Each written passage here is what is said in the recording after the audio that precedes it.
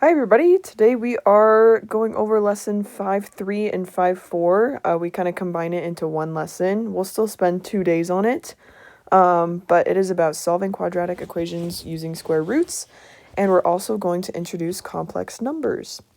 So starting with square roots, up to this point, whenever somebody has asked you what a square root of a number is, you have probably responded with just one number, right? If I ask you what the square root of 9 is, you would probably tell me 3, and you would be totally correct.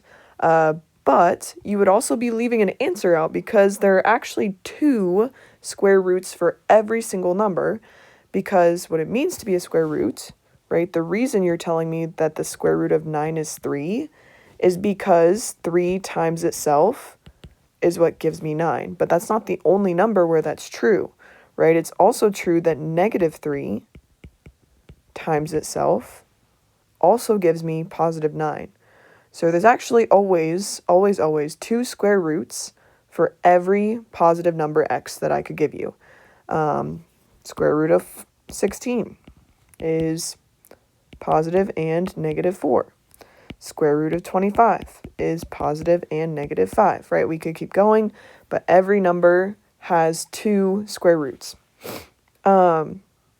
So the 2 properties we're going to talk about with square roots today is the product property and the quotient property.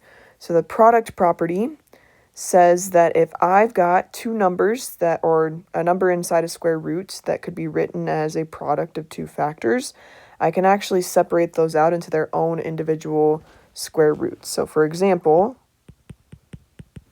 right, if I've got the square root of 20, well, I can rewrite the square root of 20 as a product of 4 and 5, right? 4 times 5 gives me 20. So I could separate that and say that's the same thing as the square root of 4 times the square root of 5. And we know square root of 4, right, could simplify to 2 square root of 5. So we use it to simplify square roots, right, especially when we have square roots of not perfect squares. The quotient property says something similar. If I've got 2 numbers that I can write as a quotient inside a square root, so here they have a divided by b inside a square root. Quotient property says that I can separate those into the square root of my numerator divided by the square root of my denominator. So my example for that, if I give you guys the square root of 9 over 16, well, the quotient property would say that I can split that into the square root of 9 divided by the square root of 16. Square root of 9 is 3, square root of 16 is 4, so we could actually simplify that all the way down to 3/4. Okay, I do want you to add this note somewhere. You cannot leave a radical, which is another word for just the square root. You cannot leave a radical in the denominator. It's not considered to be fully simplified unless we do not have a square root in our denominator, which we'll do some examples of here in a little bit of how we get that out of the denominator if we have that case. Okay, so we are going to simplify each of these different expressions and basically just break down these square roots in their most simplified form. I like to use the prime factor tree method. There is another way we can talk about if this doesn't work for you, or if you already know of a different way for how to simplify square roots, you can definitely use that as long as you're ending up at the same answers. But I think it's easiest to use the prime factor tree, which basically breaks whatever number is inside the square root, breaks it into the product of all of its prime factors. And we're looking for pairs of the same prime factors to be able to take outside of the root. So again, just really quickly, I'm going to start with this example of the square root of 9. Right, we know the square root of 9 is 3, and now you also know it's negative 3. But typically you would just tell me 3. right? If I want to break 9 down into its prime factors, I'm trying to come up with any two numbers that can multiply to get me 9 other than 1 and 9. So my only two factors of 9 besides 1 and 9 are 3 and 3. Well, those are both primes. I've got a pair of those primes, which means that pair of 3s, I can take a 3 out of the square root, and that's what gets me to my answer of 3. So we're going to do that just with 24. So you guys could come up with any two factors of 24 except for 1 and 24. They don't have to start out being the prime factors. We're just going to keep breaking the numbers down until we get to the prime factors. So I would expect some of you guys, if I asked you what are some factors of 24, some of you might say 2 and 12, some of you might say 3 and 8, some of you might say 4 and 6, and you would all be correct. You could start with any of those pairs. I'm just going to start with 4 and 6. Now, neither of those are prime numbers, which means I have to continue breaking those down into its factors. So factors of 4, besides 1 and 4, the only thing I can break it down into is 2 and 2. 6, the only thing I can break that into besides 1 and 6 would be 2 and 3. And those are all prime, right? I've got 1, 2, 3 2s and a 3.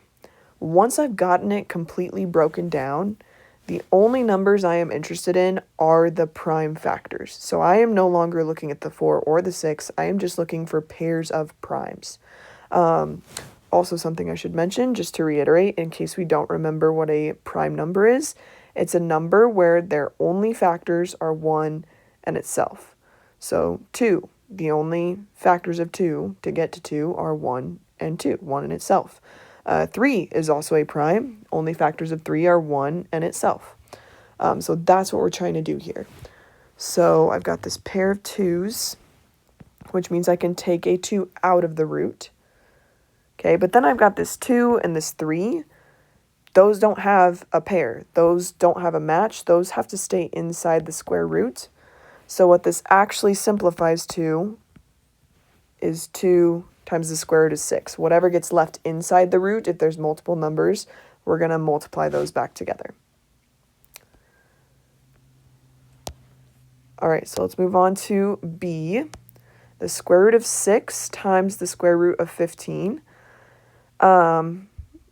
Product property says that if I've got two square roots being multiplied together, I could rewrite this just as the square root of their product, right? The square root of 6 times the square root of the square root of 6 times the square root of 15. I could rewrite that as the square root of 6 times 15. 6 times 15 gives me 90. And now I'm going to try and break down or simplify the square root of 90.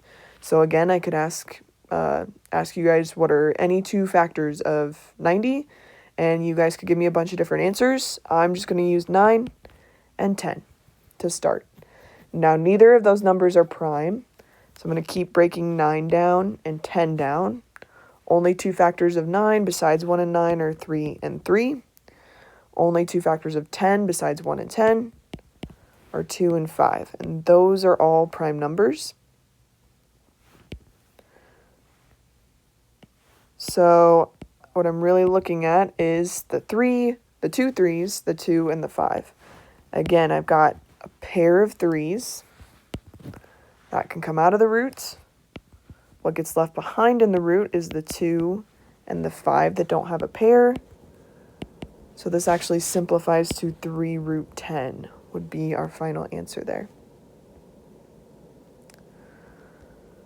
All right, if we move on to question C, I could start by using the quotient rule here and just splitting this up into the square root of 7 over the square root of 16.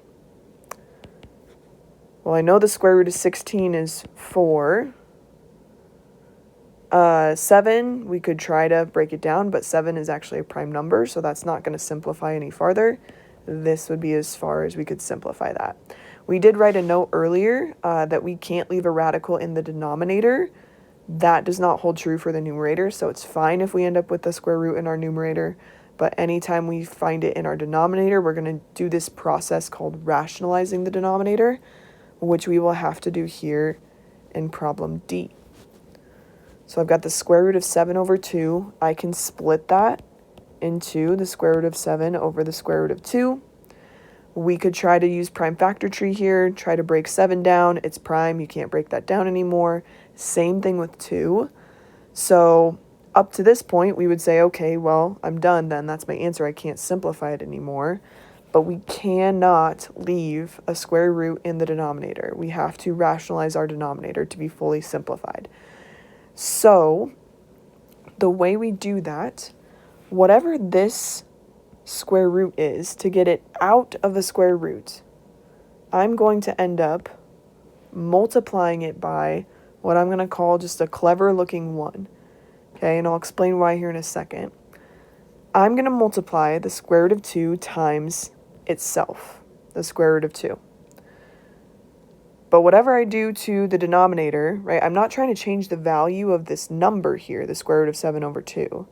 So I also would have to do this to the numerator as well, the square root of 7, because anything divided by itself, whether they're simple numbers, 1 divided by 1 is 1, or more complicated looking numbers, square root of 2 divided by square root of 2, it's still 1, right? Anything divided by itself is 1. So all I'm really multiplying this square root of 7 over square root of 2 by right now is just a fancy looking 1. So I'm not changing the value of it, but what this does allow me to do, okay, in my numerator, I've got the square root of 7 times the square root of 2. Well, I can multiply those together and say that's the square root of 14. Divided by, well, I've got the square root of 2 times the square root of 2. That would combine to be the square root of 4. And what do we know is the square root of 4? We know it's 2, right? So multiplying the square root of a number by itself, also in the square root, essentially just cancels out the square root and leaves us with the original number inside the square root. That will always be true, right? If I multiply the square root of 3 times the square root of 3, I'm going to end up with the square root of 9, and what do we know the square root of 9 is? It's 3. If I multiply the square root of 5 times the square root of 5, we would get the square root of 5 times 5, which we know is 25, and we also know the square root of 25 is also 5. So that is always how we are going to do this process called rationalizing the denominator. I would still expect you to just check, can I simplify this square root of 14 any further? The only two factors of 14 besides 1 in itself are 2 and 7. Those are both prime, but they're not the same number, so we don't have any pairs. So this would be your fully simplified answer for question D.